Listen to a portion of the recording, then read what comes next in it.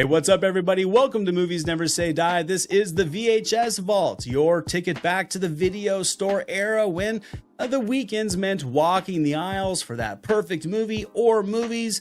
This series aims to dig into the rental classics that I think helped define the home video era during the 1990s, covering a wild blend of notable hits, cult classics, forgotten gems, lost movies, and unapologetic B-movie glory. In this series, we're cracking open the nostalgia cabinet to celebrate all those movies that you rented with your friends, the box art that sold you before the trailer did, and the weird, absurd, wonderful titles that only made sense at 11:15 at night when closing time was looming. So, if you love 90s movies, VHS nostalgia, and the lost art of the weekend rental, you're in the right spot.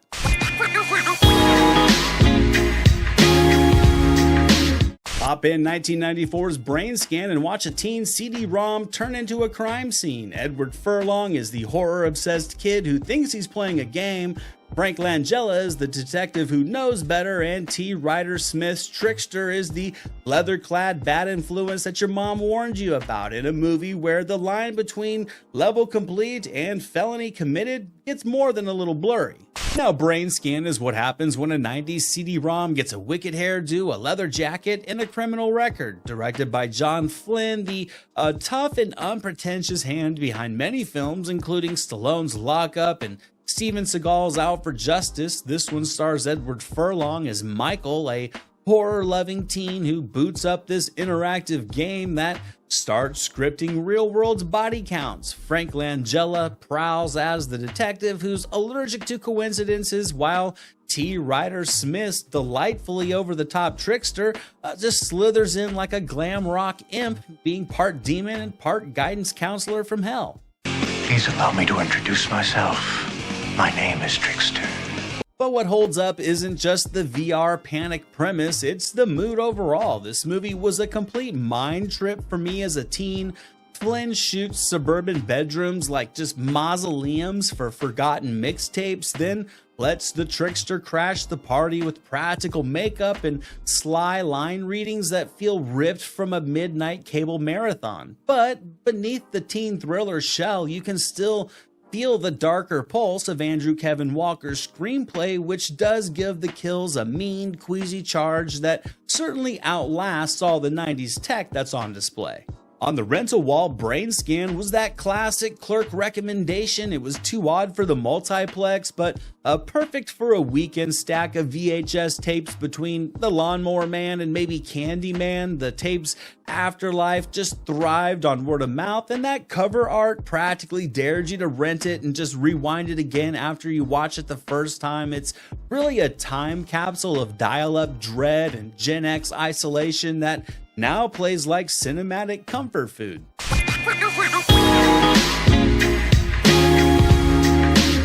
In Eve of Destruction from 1991, Gregory Hines chases a rogue android who looks exactly like her inventor, both played by Renee Sutendick, bringing 2-for-1 chaos energy here. The bot's packing more than attitude. The clock is ticking, and every trip to the Versatile becomes a boss fight. You'll come for Hines' calm, cool energy, but you'll stay for the blend of late 80s, early 90s energy.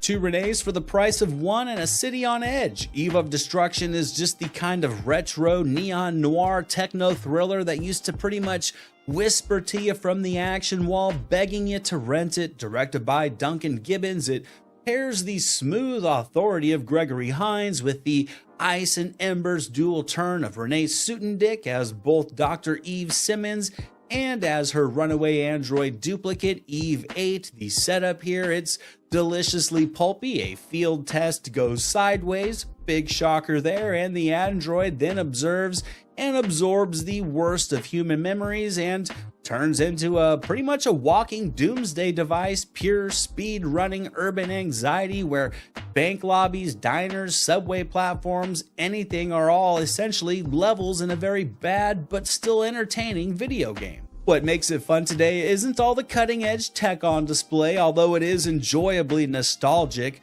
really is just the early 90s vibe of this movie, with trench coats and payphones, high anxiety and ticking hearts that are literally a bomb.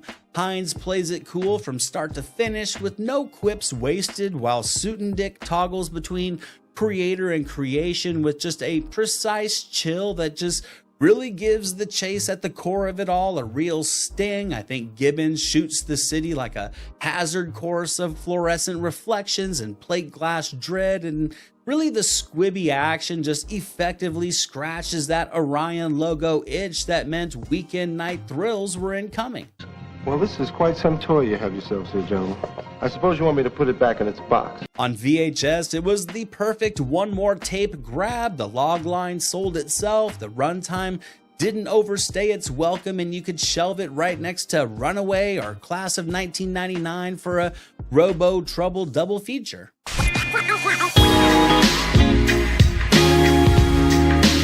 1991's The Super delivers Joe Pesci as the world's worst landlord who gets forced into living in his own building until he fixes it, with Vincent Gardini as his father and Ruben Blades keeping him honest.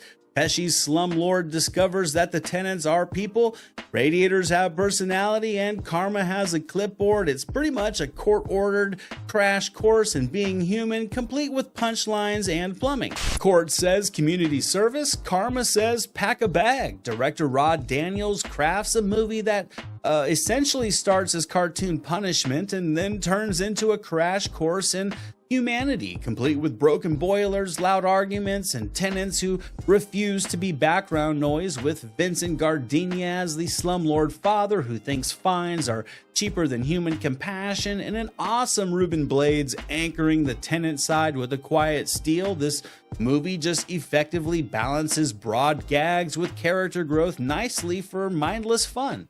You like this car, Naomi? This is my car. I'm counsel for the Housing Authority.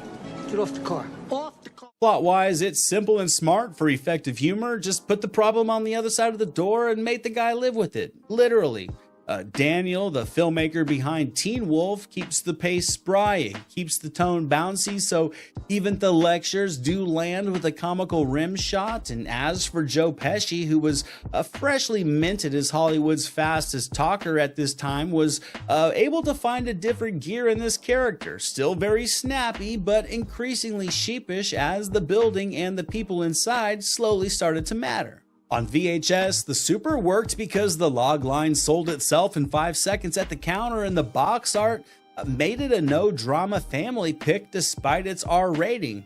Now, it's kind of a time capsule of early 90s issue comedies where civic headaches became life lessons and punchlines, and today I think this movie kind of plays like a warm sitcom with sharper elbows.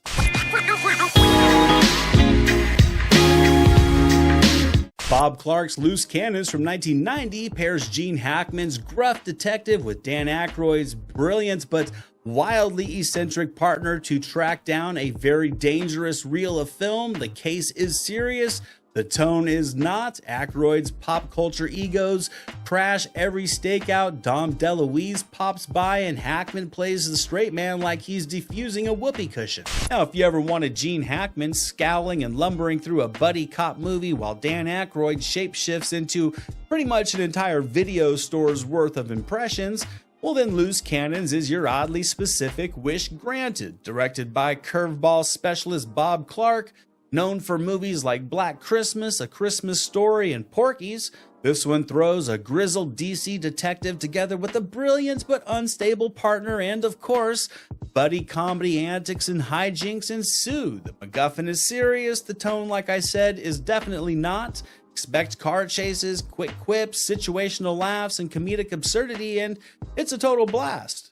You having a bad day? No, I'm having a terrible day. Say something nice to me, will you, please? You have very strong-looking thighs for a white man. I like that, yeah. The plot overall is classic rental-era bait. Odd couple plus explosive secrets equals 94 minutes of pizza-friendly chaos. Hackman plays exasperation like a martial arts, while Aykroyd's alter egos crash stakeouts and interrogations with equal abandon. I've always been a huge Aykroyd fan, and I remember stumbling onto this movie on cable. My friends and I loved it. I mean, buddy comedies were a dime a dozen, but we loved this dime for how wild it was. I think Clark was able to just stitch together thriller mechanics smoothly into like sketch comedy detours, making a movie that kind of felt like you were cable surfing without even touching the remote. On VHS, Loose Cannons was able to live in that sweet spot where the names on the box pretty much did the heavy lifting. Gene Hackman and Dan Aykroyd, got it, I'll give it a rental. Now as for the mood, it also kind of told you we're not here to harsh your weekend, and really this movie is just a peak example of the post-Lethal Weapon boom when a buddy cop movie could mean anything from neo-noir to Looney Tunes, and today it kind of plays like an eccentric time capsule. It's half stakeout, half sketch show, and exactly the kind of offbeat rental your clerk friends swore was much better than the reviews would tell you.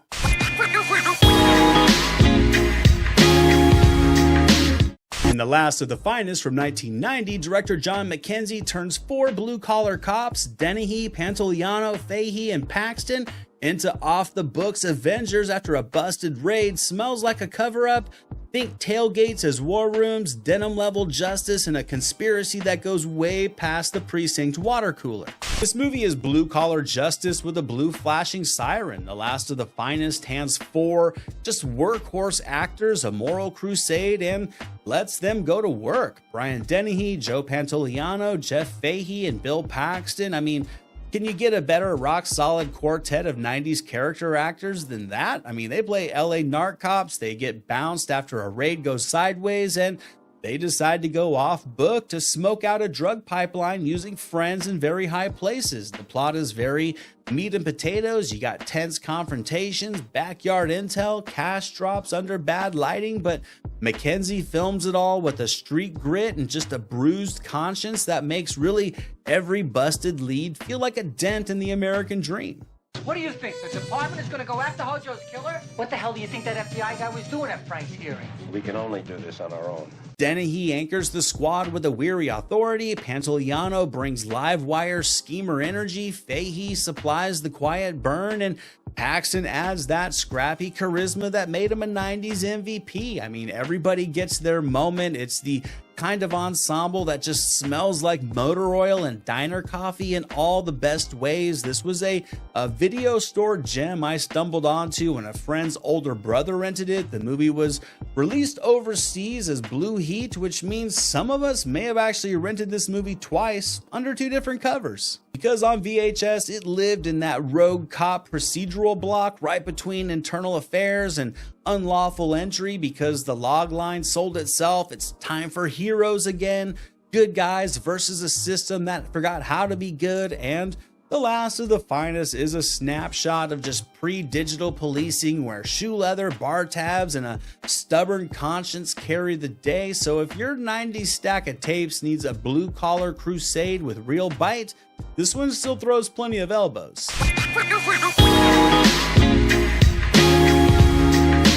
Necessary Roughness from 1990 passes a busted college football program to director Stan Dragotti and says, good luck. It's misfit squad football. It's got big heart, bigger helmets, an old quarterback, a lady kicker, and enough jokes to still deliver on a Tuesday. In this one, the whistle blows and hope limps out onto the field. Necessary Roughness centers on a college football program completely nuked by sanctions, forcing them to rebuild with completely spare parts. Enter Scott Bakula as the 34-year-old quarterback dusting off his arm, Hector Elizondo as the granite-jawed coach, Robert Loggia as the skilled, steely assistant coach, Sinbad as the enforcer of comedic relief, and Kathy Ireland as the clutch place kicker who flips expectations and the scoreboard. The plot, I think, here is the good kind of predictable. You get your misfit armadillos assembling their team. They, of course, take their lumps, and they, of course, then learn to move the chains with stubborn heart and duct tape. Dragotti keeps the tone bouncy and the playbook simple,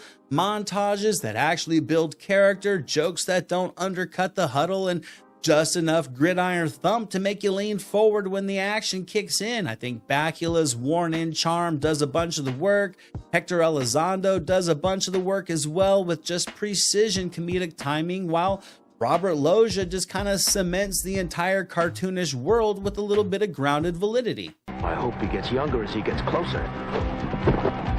On tape, this was the safest rental in the sports aisle. Funny enough for a weekend, wholesome enough for family, and more than football enough for roommates who only wanted to rent Rudy. It would get spun up annually every fall like clockwork, right next to the program for a perfect double feature that would turn snack tables into tailgate parties. And overall, I think this movie is the Rosetta Stone for early 90s teen comedies. You got earnest underdogs, faculty sass, and a kicker who walks, so a generation of sports movie curveballs could run, and all these years later it plays like a pep rally that you actually wanted to go to.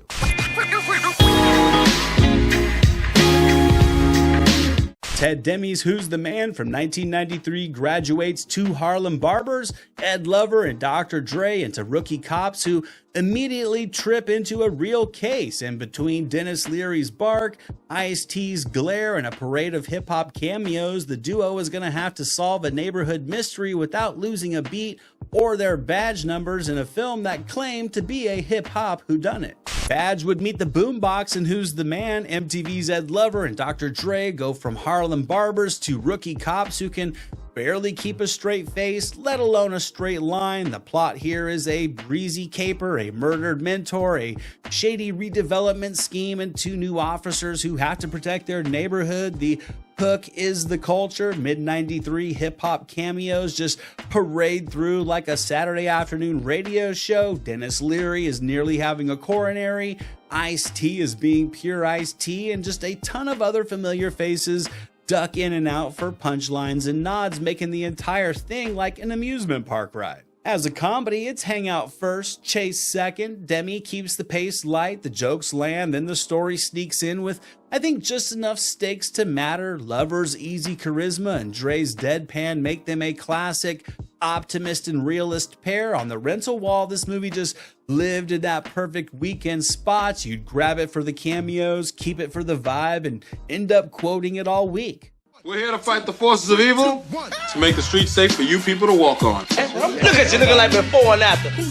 Now, its pop culture imprint is a bit modest, but shelved alongside CB4 and House Party, it's a solid time capsule of early 90s New York with big jackets, bigger hair, endless 90s starter gear, and an even bigger sense of place. And today it's like a community scrapbook with a buddy cop spine, warm, funny, and proudly local, and it remains a feel-good rap era snapshot with a mystery that never harshes the mood.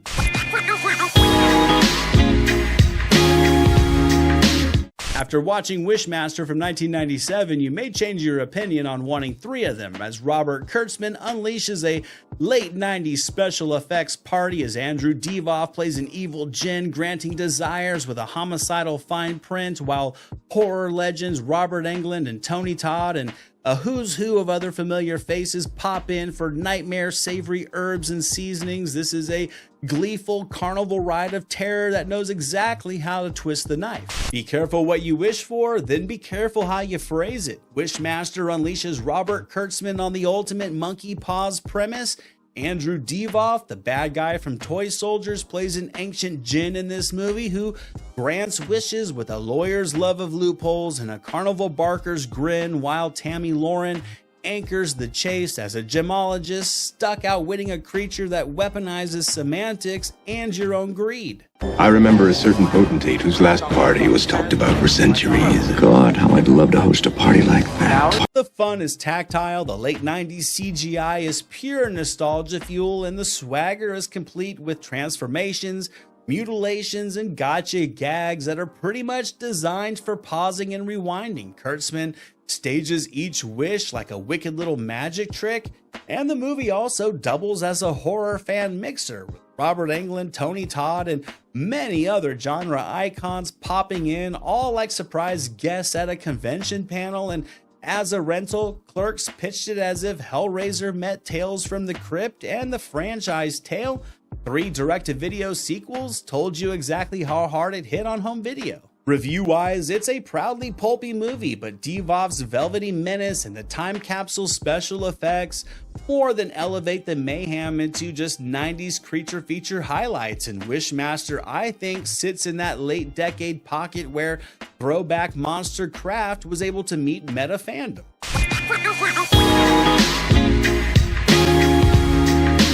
In 1991's Pure Luck, Nadia Tass teams Martin Short's catastrophically unlucky accountant with Danny Glover's unflappable PI to track down an heiress who makes Murphy's Law look optimistic. Every clue is a comical mishap, every detour is a disaster, and somehow the worst luck keeps finding the right trail in a movie that's all Looney Tunes with passports and bee stings. The universe is a slapstick comedian in Pure Luck, where director Nadia Tass teams up Martin Short with Danny Glover to create an unlikely effective comedic duo. Their mission in this one is to find an heiress whose bad luck is practically a superpower. The setup here is really so simple it's elegant. She's unlucky, so send the most unluckiest accountant on earth to follow the breadcrumb trail of disasters to find her, because it's 90s cinema and of course only he can. Short is able to turn pratfalls into plot beats, doors, stairs, wildlife, all conspirators to his parade of laughs, while Glover's granite patience becomes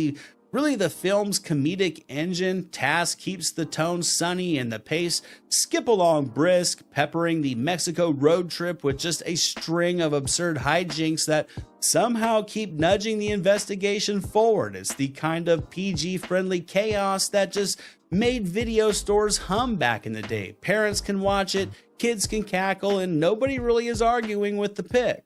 I don't believe in that shit. I believe in logic, reason, hard work. That's how we're gonna find it. What are you doing now? And Pure Luck really is comfort comedy. Low stakes warmth, clean staging, and that classic precision clown meets immovable straight man chemistry that was an essential part of the early 90s star combo wave that would pair big personalities for travel-sized adventures, and on VHS it was a go-to palate cleanser, perfect between a thriller and a horror tape because it promised laughs without hangovers, and if your VHS stack needed a breezy reset button with genuine charm, then Pure Luck landed on its feet after, of course, tripping over 3 suitcases and a potted plant.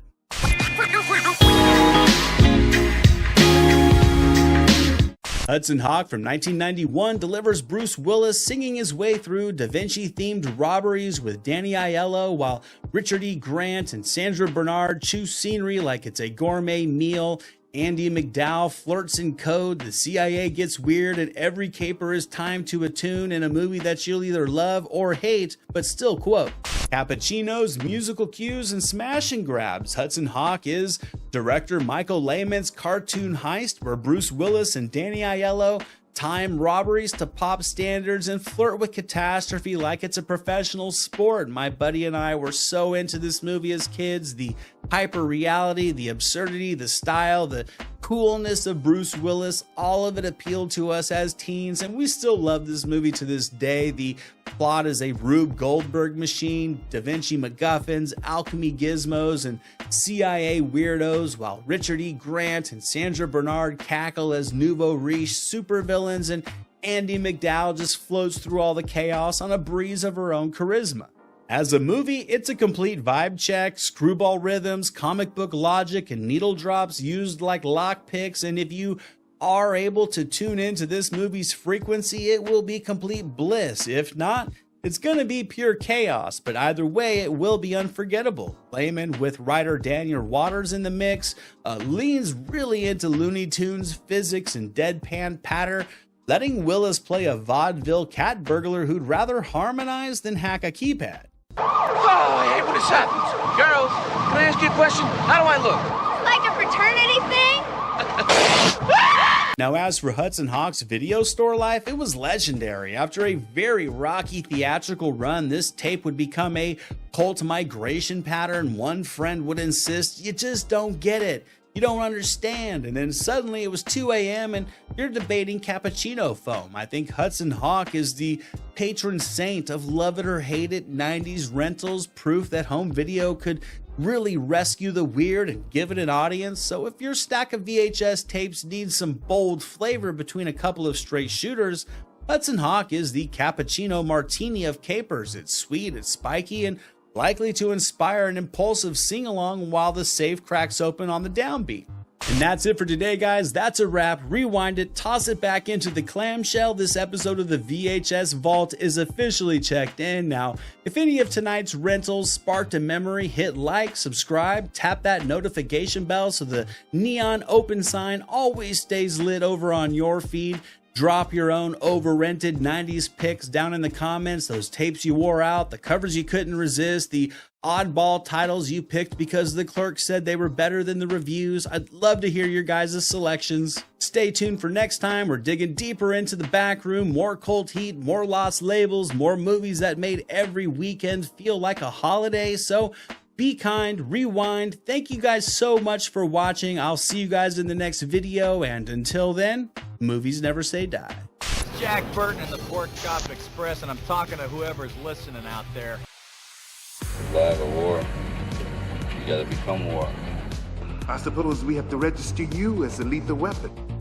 You trying to say Jesus Christ can't hit a curveball?